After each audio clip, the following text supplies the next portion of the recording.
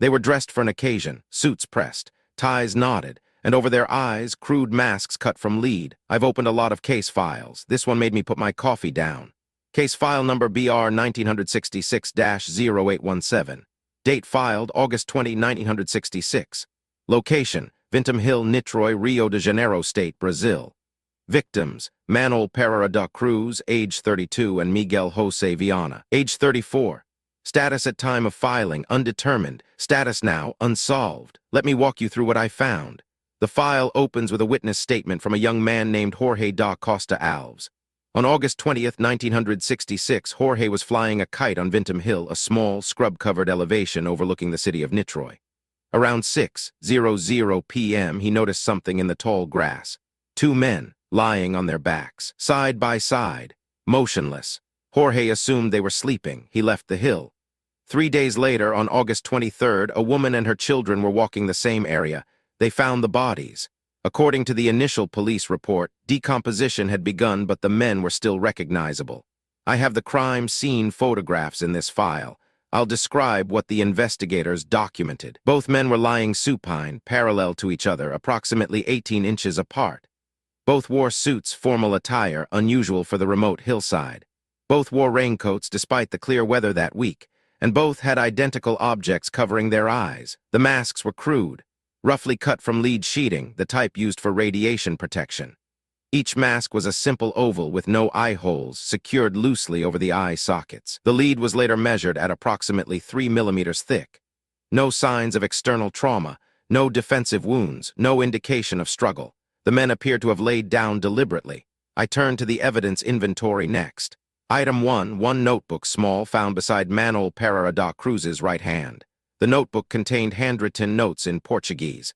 The most significant entry was this: 16:30 estar no local determinado. 18:30 ingerir capsules após efeito prot germeres aguardar sinal mascara.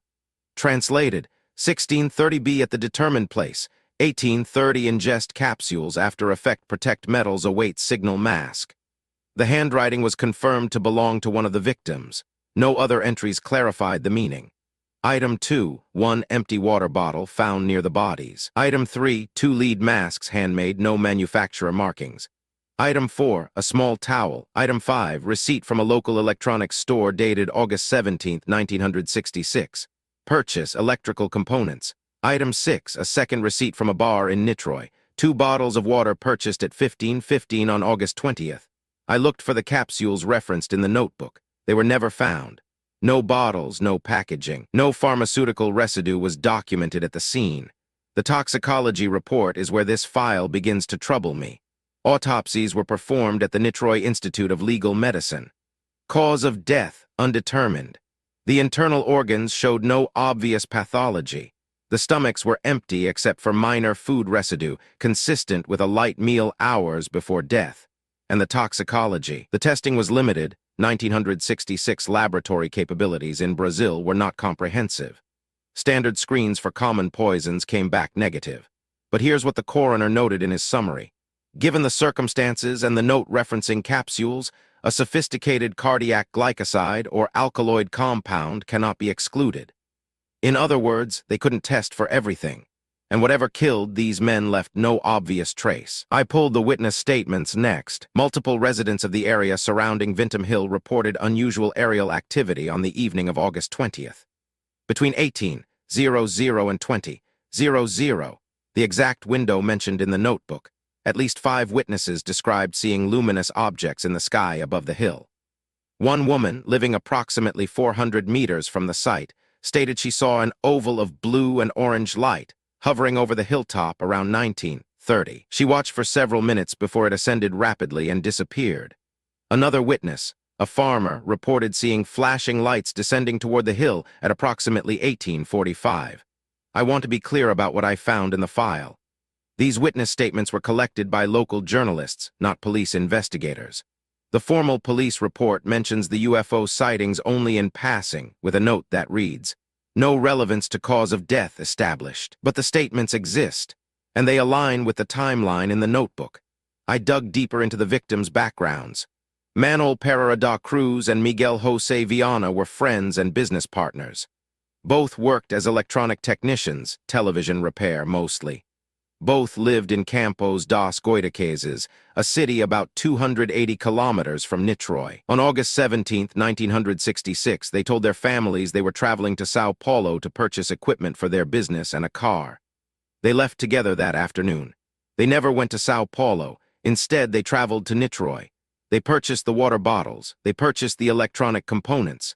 And sometime before 16:30 on August 20th, they climbed Vintem Hill. What happened next is where I lose the thread. The notebook suggests a planned sequence of events. Arrive by 16:30.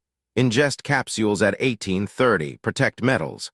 Await signal. Wear mask. Protect metals from what? Await what signal? From whom? Investigation into the men's personal lives revealed something I didn't expect. Both Manoel and Miguel were members of a small group interested in what was called scientific spiritualism, a blend of occult practices and pseudo-scientific experimentation popular in certain Brazilian circles during the 1960s. According to interviews with associates, the group conducted experiments attempting to contact extraterrestrial or spiritual intelligences. One associate, whose name is redacted in the file, stated they believed they had established contact. They were preparing for a meeting. Another member of the group, interviewed later by journalists, revealed that similar experiments had been conducted before. In some, participants wore lead masks to protect themselves from radiation during contact attempts.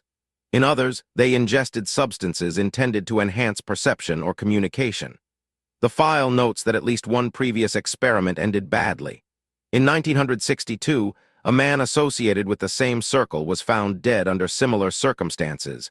Formal attire, hilltop location, cause of death undetermined. That case was never solved either. I've now read this file 3 times. Here is what I cannot reconcile. The notebook establishes clear intentionality. These men planned to be on that hill at that time, performing those specific actions. They brought the masks. They brought the capsules. They positioned themselves carefully and laid down. But they also brought water as if they expected to need hydration later. They wore raincoats as if they expected to leave when weather might have changed. One of them had a return bus ticket in his wallet. They didn't plan to die. Something interrupted the sequence. Something went wrong between await signal and whatever was supposed to happen next. Or something happened exactly as intended by someone other than them. I have a theory. I don't like it, but the evidence points there. Manoel and Miguel were manipulated. Someone, possibly within their spiritual circle, convinced them to perform this ritual, convinced them that they would make contact, convinced them to take capsules that were never meant to enhance anything. The UFO sightings that night could have been staged. Flares, drones, if the technology existed. Lights rigged on the hill itself, activated by a third party. The men waited for their signal. They ingested what they believed were perception-enhancing compounds. They laid down and put on their masks, hearts full of anticipation. And then whatever they swallowed stopped their hearts. No one was there to see it. No one except whoever planned it, but that's speculation. The file doesn't support it with evidence. The file doesn't support anything. It just ends with the coroner's signature and a stamp that reads, Causa mortis now determinata. Cause of death not determined. I closed the folder 20 minutes ago. I've been sitting here since thinking about that notebook. Await signal mask. What were they waiting for? What did they think was going to descend from that sky and meet them on that hill? And the question that haunts me most, did it come?